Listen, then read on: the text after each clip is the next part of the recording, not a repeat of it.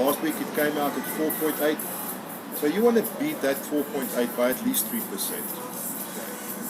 Then if you can consistently outperform inflation by 3%, you're doing well. If you do more than that, wonderful. Okay. Now the types of investments.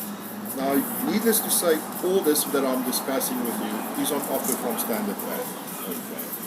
The very first type of investment is your straightforward bank deposit.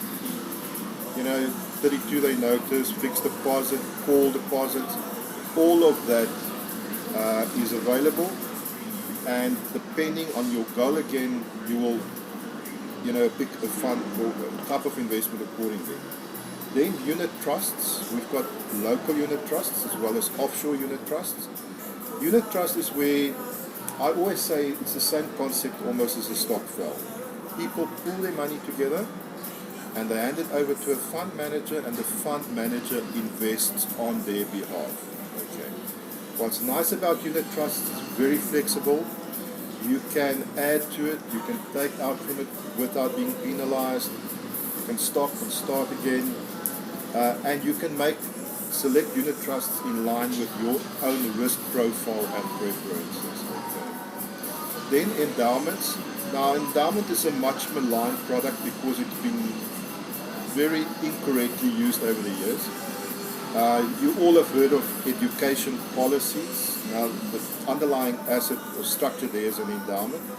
And actually, it's the wrong product for that specific market because it's taxed at a rate of 30%, whereas most of the people wanting to invest for education purposes have got a tax rate lower than that. So the tax-free investment that I spoke about earlier, wonderful for education planning. All right. Then we also offer a range of share portfolios. When I say a range, there is your online share trading where you can actually go and pick your own shares, or you can ask a fund manager to assist you. Now, unfortunately, with the fund manager, we're looking at a minimum of 2 million rand as a portfolio. Now, I don't know if all of you have got 2 million available, otherwise I'll get the fund manager around next time. Then we've got structured products. Structured products comes with guarantees, but once again, lump sum investments, 500,000 and above. And then offshore investments. We've got a whole range of offshore investments. Okay. Buying of shares, I've touched upon. I get a lot of questions from people that want to do online share trading. Standard Bank has got a facility, and every Saturday they actually present classes that you can go and attend to learn more about online share trading. Okay, the other one I was asked to talk about is property investments. Now, property is when I say property, everyone wants to become a property tycoon. Okay? Currently in South Africa, it's a very emotional issue, the whole issue of property, land. And although government has said, look, we won't expropriate property, the door hasn't been closed on that one completely. Okay. But to invest directly into property can be an expensive investment. There's transfer fees, there's bond origination fees. Then you put a tenant in and the tenant destroys your property. As an alternative to the direct property investment is REITs. It's a retail estate investment trust. It's listed on the Johannesburg Stock Exchange. The problem with the REIT is the REIT company has only got a limited number of shares. So they issue 1 million shares, and once the 1 million shares have been sold, you have to wait for someone else to sell their shares before you can buy into it. But then there's also property unit trusts. You can go to a company like Standard Bank, Old Mutual is there as well, Coronation, and you can buy through them into their property unit trust. And that's a very good way of indirectly investing into property because you're not burdened with the management of the property, and you can sell your units at any time that you want to. Okay. Now, all of this so far has been about wealth creation. Then on the other side is wealth preservation. Now, one of the most popular ways that people do it is by means of a trust. Now, one mustn't confuse a unit trust, which is an investment vehicle, to a trust. A trust is a separate legal entity. One can almost equate it to a company. You create a trust, and then the whole idea is to transfer assets to the trust. But once you've transferred the asset to the trust, it's not your asset anymore. It now belongs to the trust. And there must be independent trustees that manage the assets on your behalf. Okay. Because the whole idea of trust is to protect your assets against claims of creditors, first thing. But if the trust is not managed properly, the High Court will say, sorry, this is not actually a trust, it's just your alter ego, and therefore you don't enjoy the preservation of, or the protection again of your assets.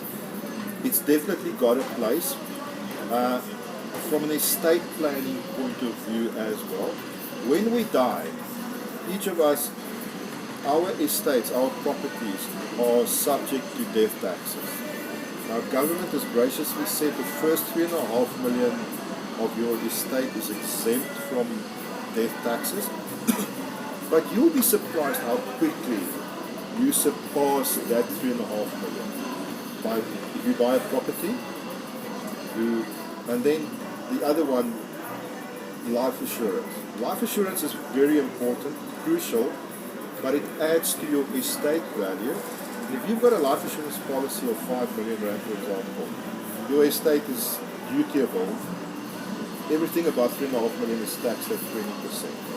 But if your planning takes place within the trust, you can prevent most of that 20% tax to be paid to government. Okay. So there are two types of trust. There's the inter vivos trust. Inter vivos means amongst the living. So I and my partner, my wife, we decide we want to create a trust and for the benefit of our children. So we start to transfer cash. Each of us can donate 100,000 rand a year, tax-free, to the trust. Now we donate and we invest the money inside the trust. The two of us are trustees, and now there must be an independent trustee as well. And if something should happen to us, that money is protected and there for the benefit of our children. Hand in hand with that goes your last will and testament. The two must talk to each other. You can't have a trust without a last will and testament. Otherwise your financial planning is only half done. Sorry. Lastly, retirement security. Once again, you're all young. Now is the time to start planning for retirement. You may say, but it's another 40 years off. Believe me, remember I said earlier on compound interest. That's the key to success to retirement planning, is to start now, because every 5 years that you delay, the cost at retirement stage is huge. The day that you retire, you should have about 10 times your annual salary that you earn then. So if I do retire today at 65 and my salary is 50,000 rand a year, means I've got to have a minimum, absolute minimum of 6 million rand in my retirement fund. Okay. Government once again allows you a tax deduction on your pension fund contribution, your provident, your retirement annuity. Now, retirement annuity is a private pension fund that you take out either with Old Mutual or with Standard Bank or with Sanlam, whoever, but you get a tax benefit for doing so. Okay. Currently, the tax benefit is of your total taxable salary, you can contribute up to 27.5%. Oops! Sorry. Thought someone was tired of me talking.